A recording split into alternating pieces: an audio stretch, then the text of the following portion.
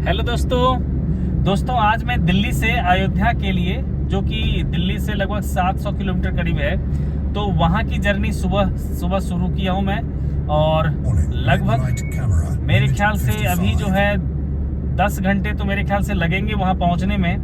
तो इस जर्नी में जो भी टोल वगैरह आएंगे उसके बारे में जानकारी दूंगा, जो भी, क्योंकि मेरी गाड़ी सीएनजी पे चलती है, तो सीएनजी में कहाँ कहाँ ले सकता हूँ उसकी इन्फॉर्मेशन दूंगा।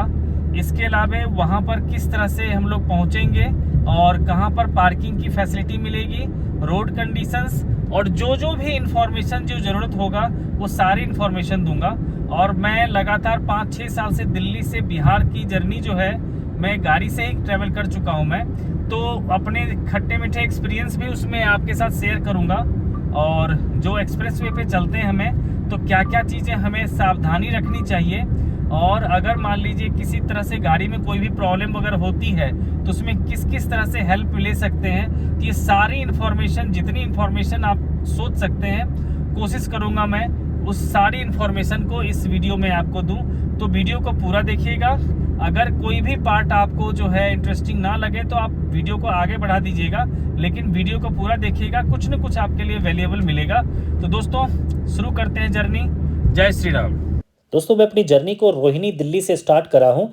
तो मैं आते वक्त, जर्नी शुरू करते वक्त मैंने जो है दिल्ली में कश्मीरी गेट में मैंने आईजीएल में सीएनजी रिफ़िल करवाया था, जिसका कॉस्ट मुझे 506 रुपीज़ यानी कि 506 रुपये मुझे लगे थे। और अभी हम लोग चल रहे हैं, अभी ग्रेटर नोएडा जो एक्सप्रेस वे है उस पर चल रहे हैं। इसके बाद हम लोग कनेक्ट करेंगे यमुना एक्सप्रेस वे में। तो दोस्तों इस वीडियो के लास्ट में कंक्लूडिंग वीडियो दूंगा जिसमें ट्रैवल का पूरा सारांश रहेगा। तो हम लोग एंटर करते हैं यमुना एक्सप्रेसवे पे। दोस्तों यहाँ से चलने के बाद लगभग 35 किलोमीटर पे आप चाहे तो ब्रेक ले सकते हैं, वहाँ फूड और आपको जो फ्यूल का भी ऑप्शंस आपको मिल जाएगा। और रेस्ट एरिया से 3.5 किलोमीटर चलने के बाद आपका ये फर्स्ट टोल आएगा, जेवर टोल। और यहाँ पर हम लोग देखिए 4 बजे जर्नी शुरू किया था और जेवर टोल पे हम लोग पहुँचे 5:35 में। और यहाँ का हमें टोल देना पड़ा है 140 रुपया। और जेवर जानते हैं कि इंटरनेशनल एयरपोर्ट के लिए काफ़ी फेमस प्लेस होने वाला है। और इसके बाद 56 किलोमीटर के बाद आएगा सेकंड टोल, जो है मथुरा टोल प्लाज़ा। और हम लोग पहुँच गए मथुरा टोल प्लाज़ा। और देखिए यहाँ पर जो है आपको टोल देना पड़ेगा आपको 180 रुपया। और यहाँ पहुँचते पहुँचते टाइम लग गया हमारा 6:16 हो गया है। अब यहाँ एक रेस्ट एरिया है, लेकिन यहाँ पर फ्यूल का ऑप्शन नहीं है। तो यहाँ पर आप रेस्ट एरिया है, फूड वगैरह का भी ऑप्शन है। अगर आप फ्यूल रिफिल करवाना चाहते हैं तो ये देखिए सेकेंड टोल के बाद लगभग 12 किलोमीटर के बाद जो आएगा सावरिया गैस स्टेशन, जिसका नाम अभी हो गया जेपी इंफ्रा हुआ है, जो 107 और 108 किलोमीटर के माइलस्टोन के बीच में पड़ता है। जब भी आपको अगर सीएनजी वगैरह भरवाना होगा और पेट्रोल वगैरह लेना पड़ेगा, तो सेकंड टोल के बाद आपको ध्यान देना पड़ेगा कि 107 किलोमीटर क्रॉस जैसे होगा ना लैंड, ये कि 107 किलोमीटर निकल गया, उसके बाद से आपको गाड़ी को लेफ्ट कर लेना है, जैसे कि मैं कर रहा हूँ। और 107 और 108 के बीच में जो है ये आता है, क्योंकि बहुत सारे लोग जो है तेज़ी में जब तक वो देखते हैं कि अच्छा यहाँ पेट्रोल पंप था, तब तक उनके लिए पेट्रोल पंप निकल जाता है। और फिर इसके बाद उनके पास एक ही ऑप्शन रह जाएगा, आगरा का। तो ये ध्यान रखना है आपको कि 107 के बाद जो है 108 से पहले आपको जो है यहाँ पर आपको पेट्रोल भी मिल जाएगा, सीएनजी भी मिल जाएगा, और रेस्ट रूम वगैरह तो है ही। इससे पहले वाले रेस्ट रूम पे भी मैं रुका था। और यहाँ पर अब क्योंकि सीएनजी लेना है तो थोड़ी सी लंबी क्यू है, तो टाइम लगेगा। आपको बताते हैं, जो सीएनजी ओनर उनको बताऊँगा कि क्या है। वैसे देखिए सीएनजी का रेट यहाँ पर 89 रुपीज़ 50 पैसे है, डीजल का 87 रुपीज़ है, और पेट्रोल का वही 94 रुपीज़ के आसपास ही है। तो सीएनजी भरवाने के बाद फिर निकलते हैं यहाँ से। तो दोस्तों हमने सीएनजी फाइनली भरा लिया। यहाँ पर देखो एक तो प्राइस लिखा हुआ था बाहर में 89 का, लेकिन दिया है 91 का। ठीक है, प्रेशर भी ठीक ठाक था, 4-4.5 किलो जो है सीएनजी आ गया है। तो देखिए सीएनजी भराने के चक्कर में क्या है कि थोड़ी सी गाड़ी को रेस्ट भी मिल गई है, और मैंने हवा वगैरह भी चेक करवा लिया यहाँ पर। अब जो है हम लोग आगे जो है नेक्स्ट टोल पे मिलते हैं आपसे, जो कि आगरा का टोल होगा। उसके बाद हम लोग चलेंगे आगरा लखनऊ एक्सप्रेसवे पर। ये आगरा टोल प्लाज़ा है और यहाँ पहुँचते तक हम लोग को टाइम हो गया है 7:51। और यहाँ पर टोल टैक्स हमें लगा है 165 रुपये का। और ये जो टोल प्लाज़ा है मथुरा जो टोल प्लाज़ा था उससे 48 किलोमीटर के बाद पड़ता है ये है रेहन कला टोल प्लाज़ा। और यहाँ आते आते तक हम लोग को 8:15 तक हो गया था टाइम। और अब इसके बाद जो है सीधा चलेंगे हम लोग आगरा लखनऊ एक्सप्रेस वे पर। और लगभग आप ये मान के चलिए इस टोल प्लाज़ा के बाद जो नेक्स्ट टोल प्लाज़ा आता है और उस टोल प्लाज़ा के बीच का जो डिस्टेंस है ये पड़ता है आपका लगभग 21 से 22 किलोमीटर का पड़ता है। और यहाँ पर हमने जो सावरिया यानी कि जेपी इंफ्रा में जो सीएनजी भरवाया था उसका कॉस्ट पड़ा था हमें 396 रुपीज़। अगर आप अपनी गाड़ी से जा रहे हैं बिहार तो आप चाहे तो अयोध्या में एक दिन रुक करके भगवान के दर्शन करके वहाँ घूम फिर सकते हैं और फिर अगले दिन अपनी जर्नी को कंटिन्यू कर सकते हैं। तो अब हम लोग आ गए हैं आगरा लखनऊ एक्सप्रेसवे पर और ये रहा इसका फर्स्ट टोल जहाँ पर 655 रुपीज़ का टोल टैक्स हमें लगा है। और देखिए इस एक्सप्रेसवे पे कोशिश करना चाहिए जहाँ जहाँ भी रेस्ट एरिया मिले हमें रुकना चाहिए। इससे क्या होता है कि जो ड्राइवर होता है उसको बोरियत फील नहीं होती है और थोड़ी सी रिफ्रेशमेंट भी हो जाती है। तो हमने दोनों रेस्ट एरिया पे रुके थे। ये है फर्स्ट रेस्ट एरिया और यहाँ पर फूड के भी सारे ऑप्शंस हैं और आराम से यहाँ पर आधा एक घंटा रुक करके आप जो है ब्रेकफास्ट वगैरह करके टी वगैरह लेकर के अपनी जर्नी को कंटिन्यू कर सकते हैं।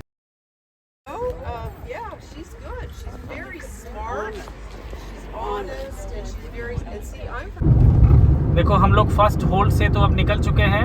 फर्स्ट होल्ड पे थोड़ा सा स्नैक्स चाय वगैरह सब ले लिया और फर्स्ट होल्ड पे सबसे अट्रैक्टिव चीज़ ये हुआ कि बहुत सारे जो है फॉरेन टूरिस्ट जो थे वो आए हुए थे, उनसे भी मिला और वो कैलिफोर्निया से थे बेसिकली। अगर होगा तो मैं फ़ोटो लगा दूंगा। और मैंने थोड़ा सा जो है अपनी तरफ से डोनाल्ड ट्रंप को कहा सपोर्ट करने के लिए, बट वो लोग कह रहे थे कि डोनाल्ड ट्रंप जो है अच्छा इंसान नहीं है और वो लोग कमला हैरिस के सपोर्टर हैं। तो कोई बात नहीं। एक्चुअली क्या होता है कि जब कोई फॉरेन का कोई भी आता है बंदा तो हम लोग को थोड़ा सा तो रहता ही है कि भाई पता करें कहाँ का है। तो देखो यहाँ पर जो है पेट्रोल वगैरह का तो ऑप्शन था यहाँ पर, और सीएनजी लेने के लिए अगर जिसको सीएनजी लेना होगा उसको एग्जैक्टली 2 किलोमीटर आगे आकर के, जैसे 101 पर था वो आपका रेस्ट जो था हाउस, रेस्ट हाउस कह लो या जहाँ पर भी रुके थे हम लोग, तो वहाँ से 2 किलोमीटर आगे आकर के जो है ना आपको यू टर्न लेके जाना पड़ेगा दूसरी तरफ सीएनजी लेने के लिए। तो दूसरी तरफ क्या है कि सीएनजी अवेलेबल है, तो वहाँ से फिर लेकर के फिर आपको यू टर्न लेकर के वापस आपको इसी रोड पे आना पड़ेगा। और इसमें टोल टैक्स में हार्डली आपको 10 to 15 रुपीज़ एक्स्ट्रा आपको उसमें पे करना पड़ेगा, क्योंकि एक बार आपको एग्जिट करना पड़ेगा और फिर एक बार फिर से इन करना पड़ेगा। इसमें जो आपको टोटल लगने वाला है यहाँ से लखनऊ तक के लिए जो भी टोल टैक्स लगेगा उसमें 15 रुपीज़ आपको जो है उसमें एक्स्ट्रा लगेगा। तो इसके लिए अगर आप सीएनजी लेना चाहते हैं तो, लेकिन मुझे भी सीएनजी लेना था तो मैंने सोचा कि चलो नेक्स्ट जो होल्ड आएगा सेकंड होल्ड वहाँ पर भी सीएनजी मिल जाती है, तो मैंने कहा चलो कोई बात नहीं पेट्रोल पे ही चला लेंगे, ठीक है। लेकिन मैं उस तरफ नहीं गया। देखिए एक्सप्रेसवे ड्राइविंग में यही एक प्रॉब्लम होती है कि लोग को करने के लिए कुछ नहीं होता ड्राइवर को, इससे थोड़ी सी बोरियत हो जाती है। इसलिए बेटर यही होता है कि जहाँ जहाँ भी आपको रेस्ट एरिया मिले वहाँ पर रुकना चाहिए। देखो भाई इमरजेंसी के समय में ये आपको देखना है कि जैसे SOS लिखा हुआ है ये है ना, तो यहाँ पर देखो आप एक ना फ़ोन लगा रखा होता है और इस फ़ोन के सहारे आप जो है अगर आपको ज़रूरत पड़ता है ना, तो आप यहाँ पर अगर आप जो है बटन दबा करके जो है आप बात कर सकते हो, ठीक है ना।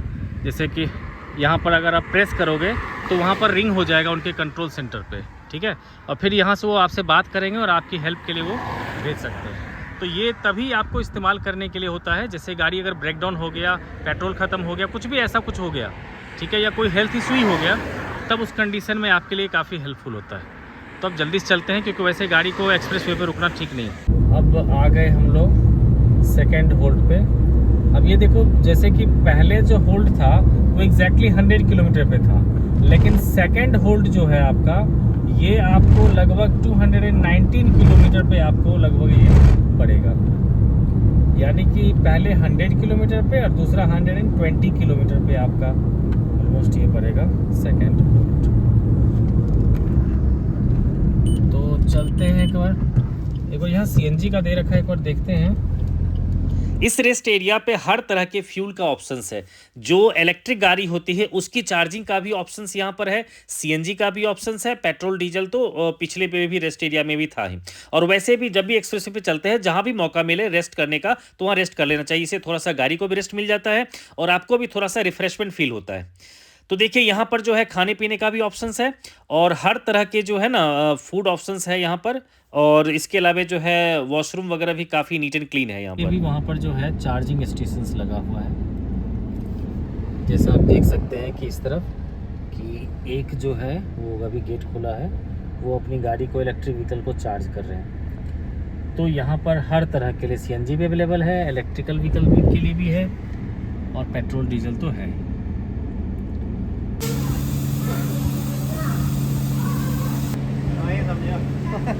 नौ पहुँच गया ना, बहुत बढ़िया। सेकेंड रेस्ट एरिया से निकलने के बाद हम लोग अब आ गए हैं एक्सप्रेसवे के इस पोर्शन में, और जहां पर कि इसको यूज़ किया जाएगा इन फ्यूचर अगर वॉर जैसी सिचुएशन हो जाती है तो फाइटर प्लेन के लैंडिंग और टेक ऑफ करने के लिए इस एक्सप्रेसवे के इस पोर्शन को यूज किया जाएगा। अभी मैंने रेस्ट एरिया पे जो सीएनजी भरवाया था उससे मुझे 839 रुपीज़ देना पड़ा था। और ये देखिए आप हर जगह साइन बोर्ड दिखेगा आपको, 14449 जो है एक इमरजेंसी नंबर है जिसको आप यूज कर सकते हैं in case of any emergency, अगर आपको ज़रूरत पड़ती है तो। लेकिन ये कभी कभी क्या होता है किसी एरिया में एक्सप्रेसवे के अगर नेटवर्क नहीं आ रहा है तो उसके लिए मैंने जो SOS वाला बॉक्स बताया था आपको, उसका आप हेल्प लेकर के आप इस सर्विस को यूज़ कर सकते हैं। अब देखो जैसे लखनऊ एक्सप्रेसवे अभी ख़त्म हो गया है तो मैंने वहाँ से सीधा आगे आकर के, चाहे मोहान का है या फिर सीधा लखनऊ लिखा हुआ, 2 एग्जिट वहाँ दे रखा होता है, तो आप मोहान से भी आ जाइए या लखनऊ एग्जिट किसी से भी आइएगा, आपको इसी रास्ते पे मिलेंगे। और यहाँ पर जो है एक चौराहा आता है, ठीक है ना, वहाँ से हमने राइट ले लिया है अगर NH27 के लिए जाना है तो। अगर आपको NH27 से गोरखपुर जाना हो, चाहे अयोध्या जाना हो तो इसके लिए, या फिर आप लगा सकते हैं नेविगेशन में ट्रांसपोर्ट नगर मेट्रो स्टेशन, तो ये आपको बाहर जो है आपको निकाल करके सीधा पहुंचा देगा। और ट्रांसपोर्ट नगर मेट्रो स्टेशन के बिल्कुल बगल से ही जो रास्ता जाता है जो सीधा NH27 को कनेक्ट कर देता है। इसमें क्या होगा कि भीड़ भाड़ जो भी आपका ट्रैफिक है लखनऊ का, उससे आप इसमें से बच सकते हैं। तो आगे मिलते हैं, एक बार फ्यूल भी रिफ़िल करवा लेंगे और उसके बाद हम जर्नी को NH27 पे कंटिन्यू करेंगे।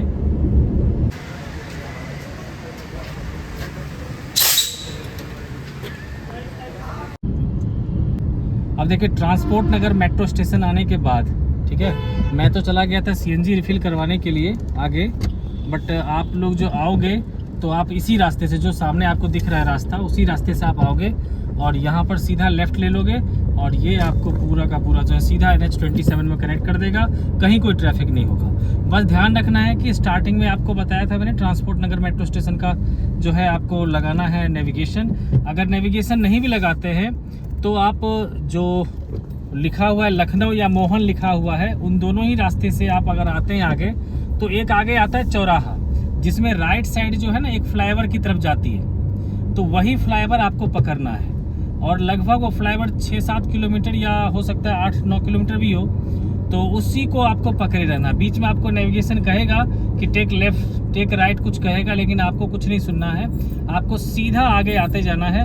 और वहाँ पर एक काशीराम जी का जो है एक गेट जैसा बना हुआ है, लिखा हुआ काशीराम जी का, और वहीं पर आपको मेट्रो जो है ना दिख जाएगा मेट्रो, तो उस रेड लाइट से आप राइट ले लेंगे और सीधा जो है 2 मेट्रो स्टेशन आगे पड़ेगा ट्रांसपोर्ट नगर, और वहाँ से आप लेफ्ट लेते हुए आप इस NH27 को कनेक्ट करने वाली जो है बाहर वाली जो है रोड पे आप आ जाएंगे। नहीं तो आपको वो पूरे सिटी में घुमाता रहेगा वो। अभी मैंने सीएनजी रिफिल करवा लिया जिसके लिए 328 रुपीज़ पे करना पड़ा। तो दोस्तों इससे पहले मैंने जो है ऑलरेडी जो है दिल्ली से बिहार का वाया NH27 का मैंने वीडियो ऑलरेडी डाल रखा है, आप उस वीडियो को भी जाकर के देख सकते हैं, जिसमें कि day night driving, road conditions, वो सारी इन्फॉर्मेशन दे रखा है। इसके अलावा जब रिटर्निंग में मैं बिहार से दिल्ली आया था तो उसमें मैंने पूर्वांचल एक्सप्रेसवे को फॉलो किया था, तो उसमें मुजफ्फरपुर से खास करके पूर्वांचल तक जो है क्या रोड कंडीशन है, क्या ट्रैफिक है और कितना टाइम लगता है, वो सारी इन्फॉर्मेशन मैंने दे रखा है, तो आप उस वीडियो को भी जा करके जरूर देखिएगा। अब देखिए हम लोग लखनऊ से जो है टर्न ले चुके हैं और अभी देखिए ये NH27 पर चल रहे हैं। आपको इसके रोड कंडीशंस भी दिख रहे होंगे और ट्रैफिक कंडीशंस भी दिख रहे होंगे। जाहिर सी बात है ये पूर्वांचल एक्सप्रेस वे का तो मुकाबला तो कभी नहीं कर सकता। वीडियो को लास्ट तक जरूर देखिएगा, जिसमें मैं कंक्लूडिंग वीडियो में बताऊंगा कि दर्शन करने में हम किस तरह से टाइम बचा सकते हैं और कहां पर रुक सकते हैं, उसके क्या क्या ऑप्शंस है, ये सारी चीज़ें बताऊंगा, तो वीडियो में बने रहें। अब देखिए ये जो इन्फॉर्मेशन अभी बता रहा हूँ मैं, ये सिर्फ सीएनजी कार ओनर के लिए है कि जैसे मैंने आप लोगों को बोला था ट्रांसपोर्ट नगर मेट्रो स्टेशन आप आ जाइएगा, है ना, वहाँ से लेफ्ट टर्न ले लीजिएगा, ठीक है। और उसके बाद अगर आपको लगता है कि हार्डली 50-60 किलोमीटर अगर आपका सीएनजी चल जाएगा आपका, तो फिर आप वहाँ से सीधा चले जाइए, कहीं सीएनजी भराने की ज़रूरत नहीं है। और ये बाराबंकी जो है, ये बाराबंकी में आपको जो है मिल जाएगा सीएनजी, आप यहाँ भराइए, कोई ज़्यादा रस नहीं, ठीक है, आराम से भरा करके चल जाइए। लेकिन अगर मान लीजिए आपका सीएनजी ख़त्म हो चुका है, देन आपके लिए क्या है कि जैसे मैंने बताया ट्रांसपोर्ट नगर मेट्रो स्टेशन, उससे एक मेट्रो स्टेशन आगे है अमौसी, और अमौसी से लगभग 200 मीटर आगे जाकर के यू टर्न लेकर के आप आइएगा तो गेल का जो है 24 घंटे वाला जो है सीएनजी स्टेशन है, आप वहाँ पर सीएनजी भरवा सकते हैं। ये देखिए सीएनजी स्टेशन जो है आपका आ गया, ये टोरेंट का सीएनजी है, यहाँ आप आराम से जो है सीएनजी भरवा सकते हैं। आप उसमें लखनऊ का जो है सीएनजी स्टेशन ढूंढने की आपको ज़रूरत नहीं है, अगर आपके पास 50 किलोमीटर और सीएनजी चलने के लिए अवेलेबल है तो। देखिए ये है NH27 का जो है सड़क, हम लोग जा रहे हैं अभी गोरखपुर की तरफ, अयोध्या की तरफ। तो आप खुद ही देख सकते हैं कि रोड की कंडीशंस क्या है, क्या ट्रैफिक के कंडीशंस हैं। तो जाहिर सी बात है पूर्वांचल एक्सप्रेसवे का तो मुकाबला ये नहीं कर सकता, लेकिन फिर भी ठीक है, ऐसा कुछ भी नहीं है कि बहुत ज़्यादा जाम लगा हुआ या आपको बहुत टाइम लगेगा इसमें। अब देखिए क्या था कि मैंने बताया था आपको कि कुछ खट्टे मीठी एक्सपीरियंस भी बताऊंगा मैं, हो सकता है आप लोग के जो है वो आप लोग के काम आ जाए, ठीक है।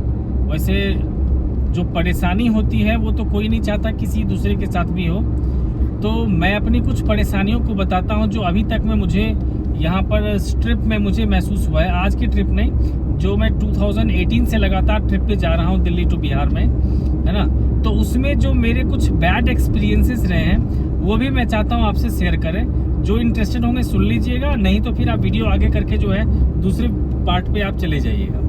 देखिए क्या था कि एक बार जब हम लोग वहाँ से आ रहे थे, जो 2000 मेरे ख्याल से 18 की बात थी, जबकि राम मंदिर का फैसला हुआ था, तो क्या था कि हम लोग जब रास्ते में थे तो क्या हो गया कि जो रास्ता यानी कि जो NH27 हम लोग आ रहे हैं पकड़ करके, इस NH27 को कर दिया गया था बंद।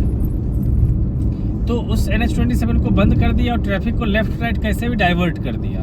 तो क्योंकि तो बीच में डिवाइडर रहता है तो राइट तो जाएगा नहीं, लेकिन लेफ्ट डाइवर्ट कर दिया वहाँ पर से।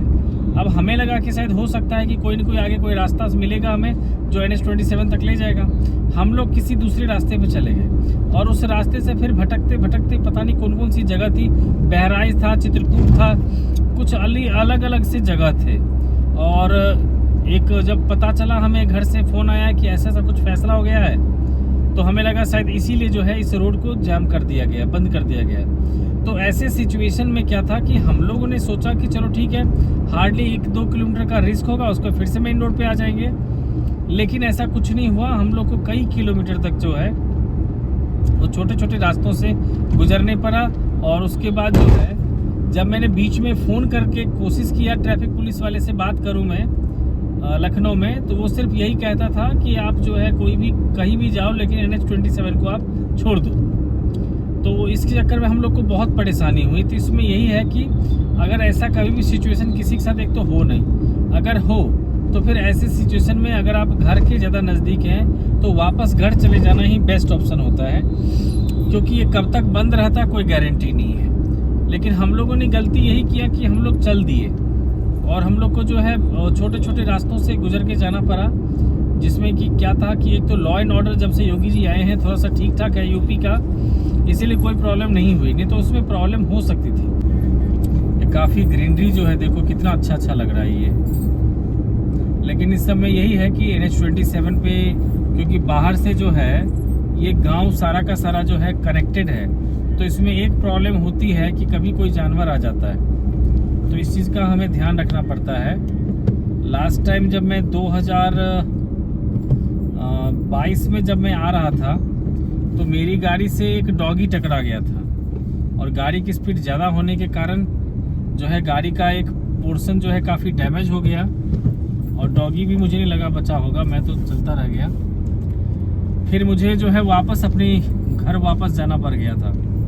तो इसमें दो चीज़ ध्यान रखने के लिए बात है, क्योंकि मैं हर समय प्रॉब्लम भी बताता हूँ, सॉल्यूशन भी बताता हूँ। तो दो चीज़ ध्यान रखना है। एक तो जो है कोशिश करो कि भाई राइट में रखो गाड़ी को, ठीक है, मतलब जहाँ से बाउंड्री है बाउंड्री से दूर रखना चाहिए, क्योंकि डॉगी अगर आएगा रोड पर तो किनारे से ही आएगा वो। ये टोल से जस्ट पहले हम लोग थोड़ा सा रुके हैं, स्नैक्स वगैरह कुछ खा लेंगे, देखते हैं क्या क्या ऑप्शन है इसके पास। अब आ गया ये NH27 का फर्स्ट टोल है। अभी हम लोग टोल से पहले थोड़ा सा स्नैक्स ब्रेक के लिए रुके थे, लेकिन एक्सपीरियंस अच्छा नहीं रहा ये, क्योंकि एक तो क्वालिटी बहुत ही घटिया थी और प्राइसेस शिमला और नैनीताल वाला। मैगी यहाँ पे 50 रुपये का दे रहा था एक मैगी, और जो समोसा वगैरह सब था वो भी काफ़ी जो है महंगा तो था, लेकिन बिल्कुल भी क्वालिटी नहीं। महंगा रहे तो रहे, लेकिन कम से कम क्वालिटी तो रहना चाहिए, ऐसा कुछ था नहीं। तो ये आ गया फर्स्ट टोल। अभी देखिए टाइम हो रहा है लगभग 3:30 बज रहे हैं टाइम, और अभी अयोध्या जो है 70 किलोमीटर्स और बचा हुआ है। तो अभी पहुंचते हैं, मेरे ख्याल से हमें अगर ये बचाओ 70 किलोमीटर तो 1.5 आवर तो मिनिमम लगेंगे, यानी कि हम लोग अराउंड वही 5:30 तक पहुंच पाएंगे वहाँ पर। अभी देखते हैं वहाँ पर क्या पार्किंग के लिए कौन सी जगह बेटर होगा मेरे लिए। एक तो हनुमानगढ़ी का सोच रखा है, या फिर राम मंदिर के पास का ही सोच रखा है। तो देखते हैं कहाँ पर पॉसिबिलिटी होती है, तो वो बताता हूँ आपको आगे। तो फाइनली पहुँच गए हम लोग अयोध्या धाम। अब चलते हैं।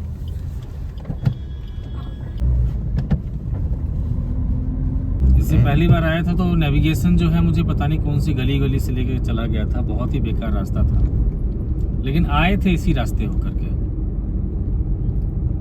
बहुत ही चौड़ा रास्ता हो गया, जबकि इतना पहले था नहीं। देखो कितना सुंदर ये सूरज भगवान का जो है ये पिलर हम लोग देखते थे, टीवी में देखते थे। आज भगवान जी की इच्छा हुई तो आज हम लोग साक्षात देख पा रहे हैं। ये रास्ता सीधा हमें लेके जाएगा लता मंगेशकर चौक, जिसे बीना चौक भी कहते हैं, क्योंकि वहाँ एक बीना का बहुत अच्छा डिज़ाइन बना हुआ है।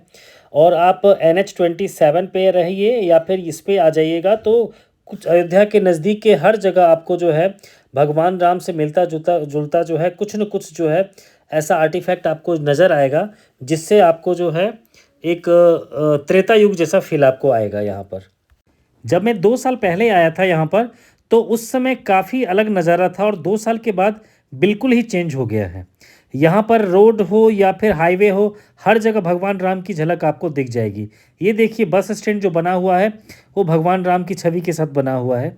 और देखिए काफ़ी रश, क्योंकि मैं दीपोत्सव के जस्ट बाद गया था, मैं नेक्स्ट डे गया था दिवाली के बाद, इसलिए क्या था कि यहाँ बहुत ज़्यादा रश था और पार्किंग जो था वो बहुत दूर था। तो इसीलिए हम लोगों ने क्या किया, रोड साइड ही पार्किंग कर लिया था गाड़ी का, और उसके बाद चले गए थे दर्शन करने के लिए। क्योंकि हम लोग लेट हो गए थे इसीलिए हम सरयू किनारे वाली आरती हम लोग मिस कर गए, लेकिन भगवान जी के दर्शन बहुत अच्छे से हो गया। यहाँ पर आपको हनुमानगढ़ी जो है, हनुमानगढ़ी है, दशरथ महल है, कनक महल है, ये सब नियर बाय एरिया में ही है। तो ये वॉकिंग डिस्टेंस पे आप जा करके यहाँ पर घूम सकते हैं, और ये बिल्कुल जो है बिरला धर्मशाला के बिल्कुल सामने है ये। तो इसके बाद यहाँ से अगर एंटर करते हैं हम लोग तो एग्जैक्टली 600 मीटर पे जो है भगवान जी का दर्शन हो जाता है। जो चल नहीं सकते या सीनियर सिटीजन है या किसी भी कारण से चलने में उनको असमर्थ है, तो उनके लिए क्या है कि यहाँ पर व्हील चेयर भी है, उनकी आईडी दिखा करके, जो जिसमें बैठ के जाएंगे उनकी आईडी दिखा करके आप उनके लिए व्हील चेयर ले सकते हैं। और आपको एक असिस्टेंट मिलेगा इसमें, जो ट्रैवल आपको करवा करके लेके आएगा, और लास्ट में उसको 150 रुपीज़ देना पड़ेगा। इसके अलावा जो लोग चल के जा सकते हैं, जो आप देख रहे हैं, उनके लिए बहुत सारा रो है, इसलिए क्या होता है ट्रैफिक ज़्यादा नहीं रहता लोग को, और मुश्किल से 45 मिनट्स में लोग दर्शन कर लेते हैं।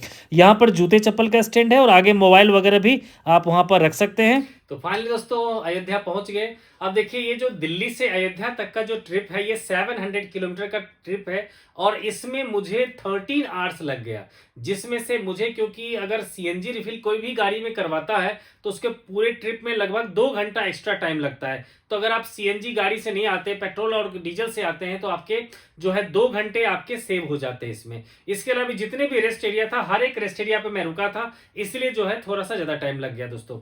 तो देखिए एक तो ट्रिप में जो टोटल जो मुझे टोल टैक्स देना पड़ा था वो 1450 रुपीज का, और मैं जो पूरा का पूरा रास्ता ही मैं सीएनजी पे आ गया था, तो मुझे सीएनजी का खर्चा आया था 2000 रुपए का सीएनजी खर्चा आया। और अभी भी गाड़ी जो है 50 से 60 किलोमीटर तक और जा सकती है गाड़ी। तो इस तरह से टोटल जो है 3500 रुपीज तक जो है आप मान के चलिए कि आपको आने में जो है सीएनजी कार से आपको इसमें लगेगा। उसके बाद दोस्तों अगर आप चाहते हैं कि जो यहाँ पर जो मेन होता है कि अगर आप सुबह की आरती में अटेंड करना चाहते हैं, या फिर आप वीआईपी पास होता है जिसको सुगम पास कहते हैं, ठीक है, वो अगर आप ले लेते हैं तो बाकी जो ट्रेवलर है उसके रिस्पेक्टिवली आपकी दर्शन जो होगी वो कम से कम आधा घंटा जल्दी हो जाती है। तो उसके लिए सुगम पास आता है। उसके लिए आप जो है आप वहां से दिल्ली से ही चलने से पहले आप जो है वेबसाइट जो होता है श्री राम जन्मभूमि तीर्थ क्षेत्र करके वेबसाइट है, आप वहां पर ढेर सारे ऑप्शन से आपको मिलेंगे, जिसमें सुगम पास का ऑप्शन है। इसके अलावा जो आरती दर्शन करने का जो है उसके लिए भी आपको पास लेना पड़ेगा। तो ये सारा जो है पास आप ले करके उसका प्रिंट आउट ले करके, जो बिल्कुल जो है एब्सोल्युटली फ्री होता है, आप ले करके आएंगे तो आपका दर्शन में क्या होता है आधा घंटा से ज्यादा जो है टाइम आपका मिनिमम बच जाएगा। वैसे भी अगर आप ये सब चीज नहीं ले आते तभी बॉदर होने की टेंशन नहीं है, क्योंकि मैक्सिमम आपको जो है 30 से 40 मिनट्स का ही टाइम का जो है डिफरेंस पड़ेगा अगर आप सुगम पास लेके आते हैं या फिर बिना पास के आते हैं। इस दोनों में ही जो है हार्डली आपको जो है 40 मिनट्स का जो है मैक्सिमम वो टाइम का डिफरेंस मिलेगा, क्योंकि बहुत ही अच्छा व्यवस्था है यहाँ पर। जब आप एंटर करते हैं वहां से 300 मीटर के अंदर जाकर के जो है मेन भगवान जी का टेम्पल है जहां पर आपके दर्शन होते हैं, और वहां तक जो है सारा फैसिलिटीज उन्होंने दे रखा है। जो बिल्कुल जो जिस तरह से लाइन में खड़ा होता है उसके साथ साथ जो है उस लाइन में क्या होता है कि बैठने की भी जो है ऑप्शन दे रखा होता है, तो कोई ज्यादा दिक्कत नहीं होता भक्तजनों को। इसके अलावा जो है कि जो सीनियर सिटीजन है उनके लिए आपको फ्री में मिल जाता है, आपको वहां पर उनके लिए मिल जाता है, उनको व्हील चेयर मिल जाता है। इसके अलावा जिसमें कि जो भी पर्सन लेगा वो व्हील चेयर, उसका आईडी प्रूफ आपको दिखाना पड़ेगा। इसके अलावा 150 रुपीज वो एक्स्ट्रा लेते हैं, वो कि जो एक वॉलेंटियर होता है जो उसको लेके जाते हैं, उस व्हील चेयर को लेके जाते हैं उस पर्सन के साथ साथ और दर्शन करवा करके लेके आते हैं, तब उन्हें 150 रुपीज आपको देना पड़ेगा। इसके अलावा मोबाइल या कोई भी इलेक्ट्रॉनिक गैजेट्स वगैरह लेके जाते हैं आप, तो आपको वहां पर अलग से लॉकर मिलता है, ये भी फ्री सर्विस है। आप वहां पर जमा करवा करके फिर रिटर्निंग में जो है आप अपना सामान लेकर के आ सकते हैं। तीसरी बात होती है कि अगर आप यहां पर आते हैं तो कोशिश कीजिए कि जो सरयुग में जो एक आरती का होता है वो 5 बजे के अराउंड टाइम होता है, तो आप चेक कर लीजिएगा। विंटर समर में अलग अलग टाइमिंग होता है, तो आप उसके लिए भी टाइमिंग का पहले से अंदाजा लेकर के अगर संभव हो तो वहां पर पहले पहुंच जाएं, कम से कम 1 से 1.5 घंटे पहले पहुंच जाएं, क्योंकि आपको वहां पर बहुत ज्यादा रस मिलेगा। तो अगर आप जल्दी पहुंच जाते हैं तो आप उस आरती को भी आप अटेंड कर सकते हैं जो वहां पर होता है, क्योंकि काफी भव्य वहां पर आरती होता है। इसके अलावा अगर आप चाहते हैं कि यहाँ पर रुकना चाहते हैं आप, तो देखिए यहाँ पर सबसे बढ़िया जो ऑप्शन है आपके लिए, जो खास करके जो आप बाय कार आते हैं तो उनके लिए बिरला धर्मशाला जो है बेस्ट ऑप्शन है। बिरला धर्मशाला में क्या होता है कि आप ऑनलाइन बुकिंग नहीं कर सकते, आपको ऑन साइट यानी कि बिरला धर्मशाला पर जाकर के ही आप जो है बुकिंग कर सकते हैं। तो वहां पर सबसे बढ़िया बात क्या होती है कि उसके पास जो है नॉन एसी से लेकर के एसी कमरा तक, नॉन एसी जो है वो 600-700 से स्टार्ट होकर के मैक्सिमम 2000 तक जो है उनके पास एसी वाले भी कमरे अवेलेबल है। 2 साल पहले मैं वहां पर गया था तो मैं वहां रुका भी था, तो वहां पर पार्किंग भी है। और मेन बात क्या है कि वो बिल्कुल वहीं से आपको सबसे कह सकते हैं कि सबसे नियरेस्ट जो आपके लिए रुकने का जगह है वो बिरला धर्मशाला ही है, क्योंकि उसके सामने से ही गेट है जहां से आप एंटर करते हैं श्री राम जन्मभूमि के दर्शन के लिए आप जा सकते हैं वहां पर। तो वहां पर अपनी गाड़ी लगा करके आप जो है आराम से जो है रिलैक्स करके फिर जा सकते हैं दर्शन करने के लिए। तो सबसे बेस्ट ऑप्शन जो है आपके लिए वो वही है कि आप वहां पर रुक जाएं।